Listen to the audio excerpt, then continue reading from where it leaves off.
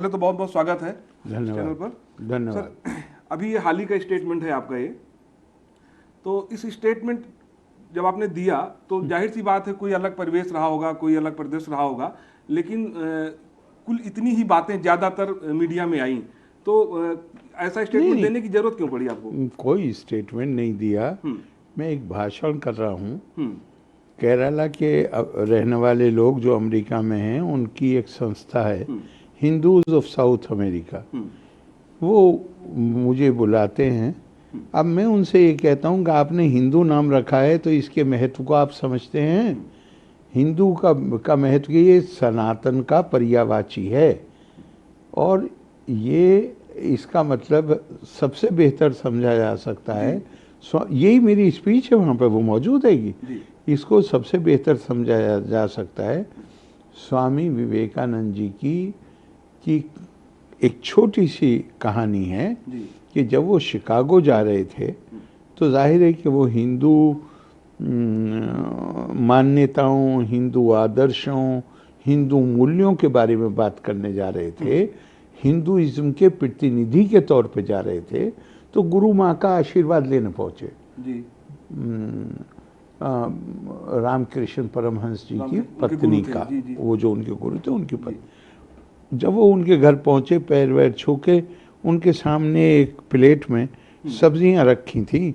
इससे पहले कि आशीर्वाद दें, उन्होंने कहा कि नरेंद्र ज़रा रसोई में जाकर एक चाकू रखा है वो उठा लाओ, और ये इम्प्रेशन दिया जैसे उन्हें सब्जियां काटनी। जब वो आए चाकू लेकर तो उन्होंने ब्लेड का हिस्सा जिससे काटा जाता है वो अपने हाथ में पकड़ा हुआ था, अपनी उंगलियों के बीच में, और हैंडल दिया माँ को। तो उन्होंने कहा कि मुझे सब्जियां नहीं काटनी, मुझे बस यही देखना था कि तुम इसके अधिकारी बने हो या नहीं बने हो, कि तुम हिंदू आदर्शों की बात कर सको। मतलब जहां तुम नुकसान पहुंचाना तो बहुत दूर की बात है, कोई नुकसान का रिस्क भी किसी दूसरे के लिए पैदा नहीं कर सकते तुम। तो ये बात सर उस परिप्रेक्ष्य में आपने वहां पे कही? फिर मैंने कहा कि ये इसका महत्व है, और शायद यही कहीं सर सैयद के दिमाग में था जब उन्होंने कहा कि मुझे आपसे ये शिकायत, आर्य समाज वालों से कहा कि मुझे आपसे ये शिकायत है, आप मुझे हिंदू क्यों नहीं कहते? हर वो आदमी जो भारत में पैदा हुआ है, भारत की जमीन का उगा हुआ अनाज खाता है, भारत का पानी पीता है, उसको ये हक है, वो तो अपना अधिकार जता रहे हैं, उसको ये हक है कि उसको हिंदू कहा जाए। सर, आपको लगता नहीं कि आप जिस समाज के लिए ये बात करते हैं, और आज से नहीं कर रहे हैं, मैंने आपके बारे में पढ़ रहा था, ये 2009 ये आर्टिकल मेरा जिसमें ये सारे कोट हैं 2009 में टाइम्स ऑफ इंडिया में छपा था। सर तो बताइए, मैं सर दूसरी बात कह रहा हूँ, मैं कह रहा हूँ इतने समय से आप इस एक प्रगतिशील होने की लड़ाई लड़ रहे हैं अपने समाज के लिए, पूरे समाज के लिए। आपका क्या समाज है? आपका तो पूरा समाज है। लेकिन आपको लगता नहीं कि यही एक बड़ी वजह कि आप तमाम जो ऐसे कट्टरपंथी हैं उनके निशाने पर रहते हैं, तमाम तरीके से विवाद होते हैं? अब इसमें क्या खास बात है? ये कोई खास बात नहीं है। इससे कि मैं तो अलीगढ़ की पैदावार हूँ, और सर सैयद ने कहा कि जो ये कट्टरपंथी हैं इनसे समझौता करके आगे नहीं बढ़ा जा सकता, इनसे कन्फ्रंटेशन करके ही आगे बढ़ा जा सकता है। ये भी मेरा आर्टिकल है, 2010 में मैंने लिखा है। सर, कट्टरपंथी तो किसी भी धर्म में भी हो सकते हैं। कट्टरपंथी धर्म से कोई मतलब ही नहीं है, वो एक अलग धर्म कट्टरपंथी नहीं बनाता, कोई भी धर्म नहीं बनाता। कट्टरपंथ अपने आप में एक धर्म है। तो सर सवाल ये, क्या हर कट्टरपंथ पे आप सवाल उठाते हैं? देखिए आप हमेशा एक बात ध्यान रखिए, हमेशा ध्यान रखिए। पहली बात तो मैं कितना बोलता हूँ, मैं बताता हूँ कि भारत के असल मूल्य क्या हैं, सनातन के असल मूल्य क्या हैं। तो अगर मैं असल कहता हूँ तो इसका मतलब कि अगर हम उससे भटके हुए हैं तो मैं तो पॉइंट आउट कर रहा हूँ। लेकिन मैं एक बात बताता हूँ आपको, ये जो कट्टरपन है या जिसे हम सांप्रदायिकता कहते हैं, ये सामूहिक खुदगर्जी है। एक होता है हर व्यक्ति के अंदर एक भाव होता है, क्या कहेंगे उसको, सेल्फिशनेस, खुदगर्जी। इसके लिए हिंदी का शब्द है स्वार्थ। हर व्यक्ति, ये मानव प्रकृति का हिस्सा है। और सभ्य होने का मतलब क्या है कि जहां अपने स्वार्थ को दाब के आप सबके लिए फायदेमंद बने, ये सभ्य होना है। उसी में एक है कि जहां आप केवल इंसानों में बंटवारा करके और एक समूह की बात करें, उसे सांप्रदायिकता कहते हैं। तो मैं एक बात मैं बहुत दफा बोला हूं और आपसे भी कहता हूं, आप मेरी तरफ उंगली उठाइए, मेरे अंदर स्वार्थ है जी, आप मेरे स्वार्थ को खत्म नहीं कर सकते, मैं और कट्टर हो जाऊंगा। आदमी अपने स्वार्थ के खिलाफ लड़ सकता है, दूसरे के स्वार्थ के लिए नहीं, अपनी नहीं, दूसरे के स्वार्थ के खिलाफ भी लड़ सकता है, अपनी एग्जाम्पल पेश करके। हाँ, मैंने सुना कहीं कि आप विवेकानंद का जिक्र बहुत करते, तो मैंने सुना कि एक बड़ी प्रचलित कहानी उनकी कि वो कोई माँ आई अपने बेटे को लेके कि भाई ये गुड़ बहुत खाता है। हाँ, तो उन्होंने कहा कि ये आप कल आना। साहब की कहानी। हाँ, ये प्रॉफिट साहब। अच्छा, उन्होंने कहा कि आप बाद में आना, कल आना, फिर कल आना, फिर कल आना, फिर कल आना। हाँ। और फिर कहा बेटे मत खाओ। तो उस औरत ने पूछा ये बात तो आप पहले ही दिन कह सकते थे। उनका मैं खुद ही खा रहा था तो मेरी कहे का कोई असर नहीं होता। आप एग्जाम्पल से दूसरे को सुधार, दूसरे पर असर डाल सकते हो। सुधारना तो मैं समझता हूँ कभी ये सोचना ही नहीं चाहिए कि हम किसी को, हमारा काम है लोगों को स्वीकारने का, हमारा काम सुधारने का नहीं। हमारा काम है जो महात्मा गांधी ने कहा, my life if I can give a life which can become an example to others, then I am a lucky person. Sir, छात्र जीवन से ही आपका स्वभाव ऐसा रहा है, मैंने पढ़ा आपके बारे में कि आप बड़े स्पष्टवादी रहे। लेकिन जब जो पहचान है आपकी, इस तरह की पहचान, स्पष्टवादी की पहचान, साहबानों का जब मामला आया तब सामने आई लोगों के, तो मैं ये जानना चाहता हूँ, मेरे दर्शक भी बहुत सारे जानना चाहते हैं, हालांकि आपने कई बहुत सारी जगहों पे बोला है, लेकिन उस समय क्या मन में था आपके, क्या ख्याल था, कैसे आपने इतनी हिम्मत जुटाई? ठीक है वो आप लड़ाकू प्रवृत्ति के थे पहले, लेकिन ये फैसला नहीं, मैं कोई लड़ाकू प्रवृत्ति का नहीं, बिल्कुल सही बात नहीं है ये।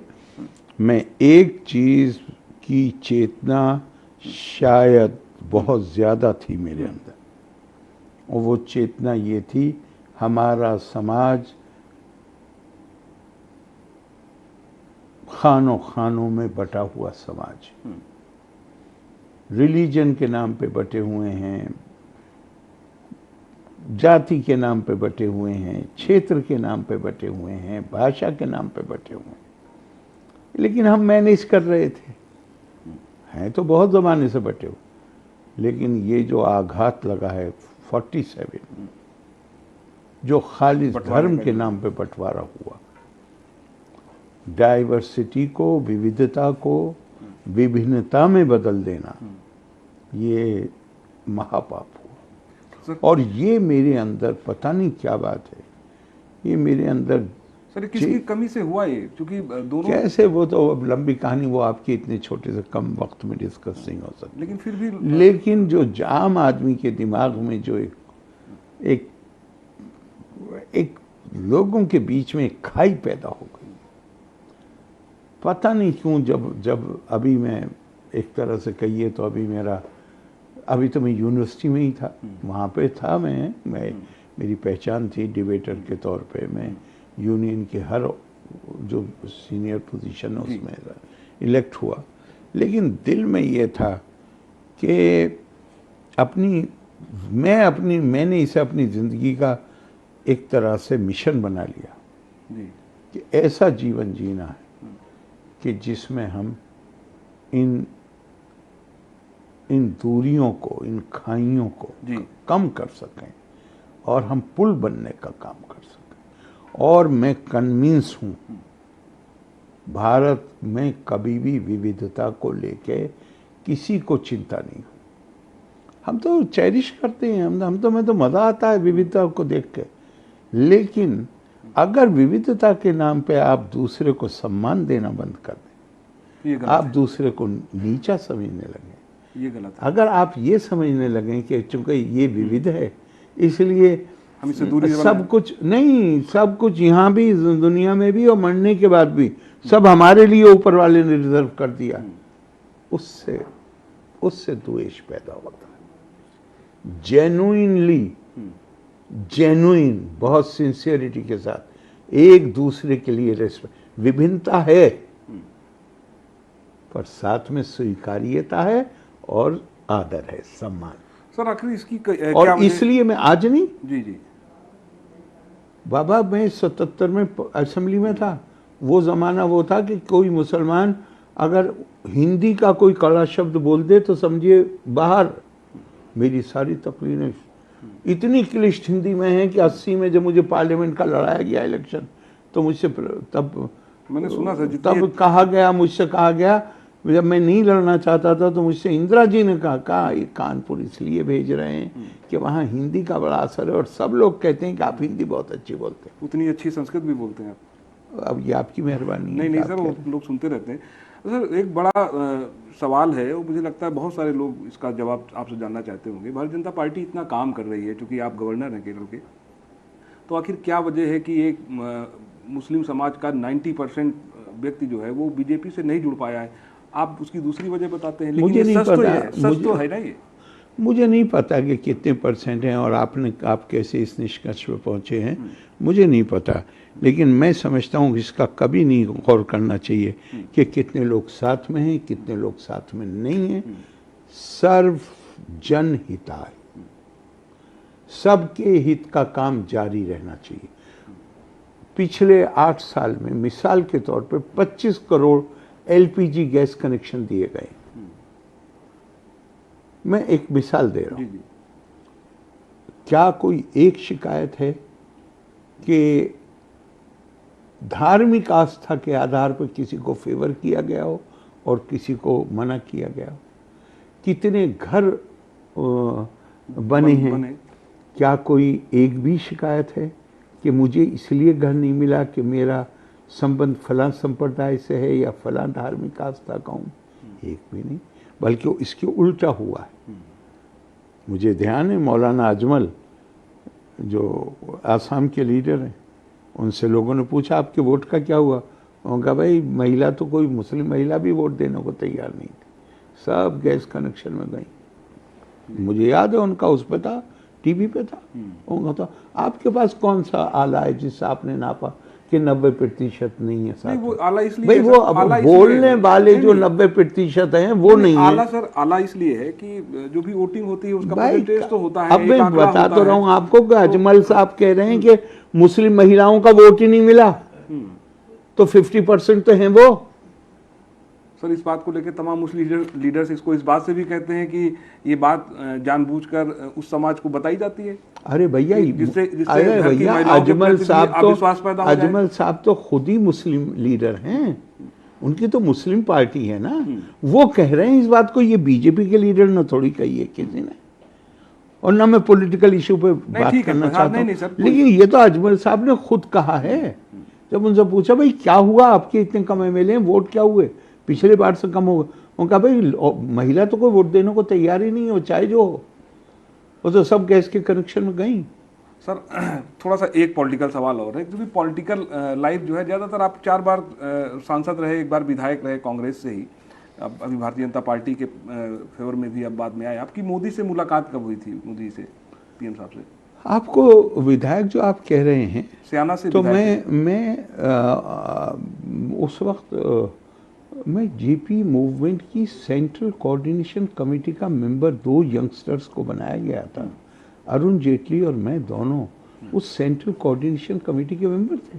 मैंने पूरी इमरजेंसी जेल में बिताई है। मेरा पैरोल आ गया था 4थे महीने में।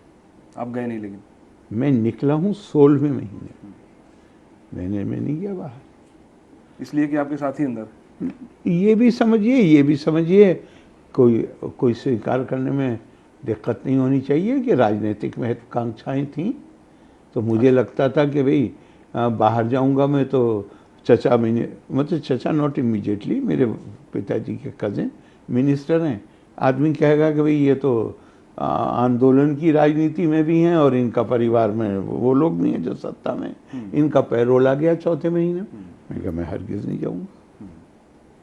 तो ये राजनीतिक महत्वाकांक्षा थी, बिल्कुल मैं इनकार नहीं करूंगा, थी, लेकिन वो राजनीतिक महत्वाकांक्षा, अपनी सफाई में कह रहा हूं ये बात, सिर्फ यही नहीं थी कि हमें MLA MP बनना है, बल्कि कुछ दिमाग में कुछ कल्पनाएं भी थी कि अगर ये हुए तो क्या करेंगे सर। और वो किया भी वो भाई, मुझे अपने मुंह से नहीं कहना चाहिए, लेकिन 35 साल मेरी उम्र थी 86 में जब मैंने सेंट्रल गवर्नमेंट छोड़ी। सब और दोनों मालिक की कृपा है, और उसमें मोदी जी इंस्ट्रूमेंट बने। भैया शाहबानो जैसे इश्यूज जो है ना, जब आदमी मर खप जाता है तब लोग याद करते हैं कि फला ने ये आवाज उठाई थी। हमने तो अपनी जिंदगी में सब कुछ देख लिया। इसको लेके भाग्यशाली मानते हैं अपने आप? अरे बहुत मामूली भाग्यशाली। और इसका इंस्ट्रूमेंट बने नरेंद्र मोदी जी। भाई इतने साल लड़ाई लड़ी है, और जब ये 2017 का जजमेंट आया और तलाक तब भी नहीं रुकी। जब बहराइच का किस्सा हुआ, मैंने खत लिखा 6 पेज का, और बड़ा सख्त खत था। मैंने खुद सोचा 2 दफे कि लिखूं ना लिखूं, कहीं नरेंद्र मोदी जी को बुरा न लग जाए। इसलिए मैंने कहा आप वही गलती करने जा रहे हैं जो राजीव जी ने की थी 1986 में। उन्होंने कानून बना के निष्प्रभावी किया था सुप्रीम कोर्ट के जजमेंट को। आप कानून नहीं बना रहे हैं तो ये जजमेंट निष्प्रभावी हो जाएगा। अगले ही दिन मुझे बुला लिया। अगले ही दिन मुझसे कहा गया कि अब आप किसी के पास मत जाइए। और अगले ही दिन लोग सेक्रेटरी मिनिस्ट्री के लोग आ गए, 3 घंटे डिस्कशन। अगले दिन सर ये सब मौका तो जब कांग्रेस की सरकार रही होगी तो उनके पास भी था कि इस तरह का कानून आए। लेकिन तो, मैं यही जानना चाह रहा था कि किस बात को लेकर आप, अब चूंकि आप दोनों सरकारें देखी हैं, तो क्या डिफरेंस लगता है? क्या अंतर है? कोई आना। देखिए पॉलिटिक्स में, डेमोक्रेसी की पॉलिटिक्स में, आज तो वेस्ट में भी वो कहते हैं कि वो बहुत वो लिबरल लीडर था, उससे पूछा कि भाई क्या अंतर है दोनों मैनिफेस्टो में? कोई अंतर नहीं। उसने कहा we will implement it better. तो लोकतंत्र में बहुत फर्क नहीं होता। फर्क होता है कार्यशैली का, फर्क होता है पॉलिटिकल विल का, फर्क होता है हम दबाव के आगे समझौता करेंगे या दबाव कितना ही भी हो, जिस चीज को हम राष्ट्र हित में समझते हैं उसके लिए हम नाराजगी मोल लेने को भी तैयार हो। सर आपके जीवन में भी कई घटनाएं आई होंगी कि उस समय क्या हुआ कि आपने अपने स्वार्थ को आगे रखा या फिर देश हित और राष्ट्र? मुझे नहीं बताना चाहिए, आप खुद देख लीजिए। खुला जीवन है कि मैंने क्या किया। मैं तो भैया 5 अटेम्प्ट हुए हैं मेरी लाइफ पर, और आखिरी अटेम्प्ट तो बस मालिक की मेहरबानी है, सब लोगों का आशीर्वाद है कि मैं आपसे बात कर रहा हूँ। वरना एम्स ने कहा था कि अगर 5 मिनट की और देर होती, यहाँ रोड मारी थी, सर खुल गया था, 2 टुकड़े हो गए थे। तो मैं तो उससे निकला हूँ। सर इस समय जो पूरे देश में माहौल है, एक तो खासतौर पे धर्म पे आप अच्छी पकड़ रखते हैं, तमाम धर्मों के बारे में आपने बहुत कुछ पढ़ा है, अध्यात्म में आपकी अच्छी पकड़ है, लेकिन जो एक नया ट्रेंड आया है किसी की भी धार्मिक पुस्तक के बारे में कुछ बोल देना या फिर किसी पे कुछ भी इस तरह के कमेंट्स कर देना कि जिसकी आस्था, ये सब इसलिए हो रहा है क्योंकि लोगों को लगता है ये करके राजवीर जी हमें प्रसिद्धि दे देंगे। आप प्रसिद्धि देना बंद कर दीजिए, उनके बारे में बात करना बंद कर दीजिए, ये कमेंट आने बंद हो जाएंगे। इसके लिए मैंने कल भी कहा, कहाँ था कि मैंने कहा कि भाई मीडिया को कहीं ना कहीं अपनी जिम्मेदारी निभानी पड़ेगी। हर चीज़ को कोई कुछ ही कह दे और उसी के बारे में चर्चा हो रही है। अरे भाई क्या मजाक है। लोकतंत्र है, लोगों की अपनी अपनी अलग राय हो सकती हैं। ऐसी चीज़ को जिससे विवाद पैदा हो, इसको बढ़ाने की ज़रूरत क्या है? इसमें आपको भी योगदान देना। सर आप बहुत अच्छी बात कर रहे थे, मैं स्पीच सुन रहा था आपकी, तो आपने एक बात कही कि जो सच है उसको स्वीकार करना चाहिए, और आपने उदाहरण भी दिया इसका कि हो सकता है कि काफ़ी समय पहले या वो दौर 100-200 साल 400 साल 500 साल पहले की बात करें तो उस समय कुछ गलतियां हो गई हों। बड़ा दिल वो है जो उसको, बड़ा दिल उसका है जो उसको एक्सेप्ट करे और आगे बढ़े। गलतियां हो गई हों का मामला नहीं है, वो पीरियड अलग थे। आज के कॉन्टेक्स्ट में उनके बारे में जजमेंट नहीं होना चाहिए, लेकिन हमें उस पर उस पर धूल डालने की जरूरत नहीं है, हमें एक्सेप्ट करने में कोई दिक्कत नहीं होनी चाहिए। कानून में वही लिखा है। मैं तो इतने दिन से ये लड़ाई लड़ रहा हूँ, कानून में वही लिखा है कि दोनों का दर्जा बराबर नहीं हो सकता, लेकिन धर्म ग्रंथ में नहीं लिखा।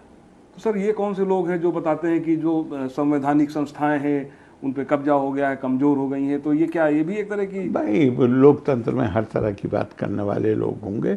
आपको अपनी जिम्मेदारी निभाइए कि प्लेटो ने का बड़ा खूबसूरत है जी, उसने कवियों को एक मशवरा दिया है जी। उसने कहा कि तुम्हारे पास जो कला है जी, इसका लोगों पर बड़ा प्रभाव पड़ता है जी, खास तौर से नौजवानों पर बड़ा प्रभाव पड़ता है। इसलिए पॉजिटिव सकारात्मक चीज़ों को अपनी कविता में जगह दो, उसको लिखो, वरना बिल्कुल मत लिखो। सर एक और महत्वपूर्ण सवाल भी खत्म करेंगे, क्योंकि ये महत्वपूर्ण इसलिए है कि मदरसों को लेकर अक्सर चर्चा होती है कि मदरसों में जो आधुनिक शिक्षा है उसका विस्तार होना चाहिए, लेकिन तमाम विरोध भी इसको लेकर होते हैं। अब चूंकि आप ऐसे क्षेत्र से हैं, आप बुलंदशहर के रहने वाले हैं, शहर से भी 30-35 किलोमीटर दूर आपका घर था, तो आपने वो जीवन भी देखा होगा। तो इस पे आपकी क्या राय है कि मदरसों में जो पढ़ाई होती है उसको लेकर मदरसा मेरे लिए इतना इम्पोर्टेंट बदलाव होना चाहिए? मेरा इम्पोर्टेंट ये है, सुनिए बात जी, इम्पोर्टेंट बात ये है कि 14 साल की उम्र तक ब्रॉड बेस्ड एजुकेशन हर बच्चे का बुनियादी अधिकार है। सकता है तो सरकार करेगी ना? ये कैसी बात कर रहे हैं सर? ये मुझे कहने दीजिए, पूरी बात कहने दीजिए। यूनाइटेड नेशंस का डिक्लेरेशन है जिस पर हमारे दस्तखत है, और अटल जी के ज़माने में हमने अपने संविधान में तब्दीली करके इस अधिकार को फंडामेंटल राइट्स में जगह दी, राइट टू एजुकेशन। यस, ये बुनियादी अधिकार है, किसी संस्था को इसकी इजाज़त नहीं दी जा सकती। आप 14 साल की उम्र से पहले, हाई स्कूल से पहले किसी स्पेशलाइज्ड एजुकेशन की इजाज़त नहीं देते। आप बच्चे को लॉ में एडमिशन नहीं देंगे, MBBS में एडमिशन नहीं देंगे, इंजीनियरिंग में एडमिशन नहीं देंगे जब तक वो 12वीं 10+2 नहीं कर लेगा। 14 साल की उम्र तक उसका अधिकार है, यूनाइटेड नेशंस के अनुसार भी और हमारे संविधान के अनुसार भी, कि उसको ब्रॉड बेस्ड एजुकेशन दी जाए। अगर ब्रॉड बेस्ड एजुकेशन डिनाई करके उसको कुछ खास किस्म के संस्थानों में रखा जा रहा है, ये संविधान का उल्लंघन। ये मैं जो चला रहे हैं वो ही नहीं, हमारा पूरा तंत्र दोषी है कि हम कैसे इसको इजाज़त देते हैं। तो ऐसी संस्थाओं को बंद कर देना चाहिए। आप बंद करिए या मत बंद करिए, अच्छी शिक्षा का इंतजाम करिए, खुद ही जाना बंद कर देंगे लोग। तो सर इसमें सरकार की कितनी जिम्मेदारी मानते हैं? अभी मैंने कहा कि भाई हमारे तंत्र का भी उसमें नाकामी है। अभी तो कहा है, आप सुनते ही नहीं है मेरे ख्याल से। अभी कहा है मैंने कि मैं चलाने वालों से ज्यादा अपनी जिम्मेदारी मानता हूँ। हमारी जिम्मेदारी, हम कैसे अलाउ करते हैं किसी को 14 साल की उम्र से पहले कि वो अपने संस्थानों में स्पेशलाइज्ड एजुकेशन देने के लिए ले लें। ये देश के कानून का उल्लंघन है। ये अंतर्राष्ट्रीय जो एक डिक्लेरेशंस हैं, घोषणाएं हैं, जिस पे हमारे दस्तखत हैं जी। 14 साल की उम्र तक जिस तरह आपका जीवन का अधिकार है, जिस तरह आपका अखबार चलाने का अधिकार है, 14 साल से कम की उम्र के बच्चे का उसी तरह का अधिकार है। और आज वो अटल जी के ज़माने से फंडामेंटल राइट का हिस्सा है कि 14 साल तक की उम्र के बच्चे को ब्रॉड बेस्ड एजुकेशन देना गवर्नमेंट की जिम्मेदारी है। मैं इतनी बार बोला हूँ। चलिए सर, बहुत बहुत धन्यवाद हमसे बातचीत करने के लिए। तो गवर्नर साहब थे आरिफ मोहम्मद खान साहब, और बड़ी बेबाकी से अपनी बात करते हैं। इनसे जितना भी बात करिए आपको लगेगा कि समय बहुत कम ही है और बात बहुत लंबी हो जाती है। बहुत सारे महत्वपूर्ण विषयों पर बड़ी बेबाकी से अपनी राय रखी, और लगातार जिस तरह से तमाम ऐसी बातों को लेकर भी तमाम टिप्पणियां आती हैं, कमेंट्स आते हैं, लेकिन इसके पहले भी गवर्नर साहब ने कहा कि जो उनका ध्येय है, उद्देश्य है, वो तमाम चाहे यूनिवर्सिटियों में जाके लेक्चर के माध्यम से लोगों को जागरूक करना या फिर जहाँ भी संगोष्ठी हो, ऐसा कोई मौका मिले जहाँ पे लोगों को जागरूक कर सकते हैं, वो लगातार वो इसी तरह से अपनी बात को आगे बढ़ाते रहेंगे। नमस्कार।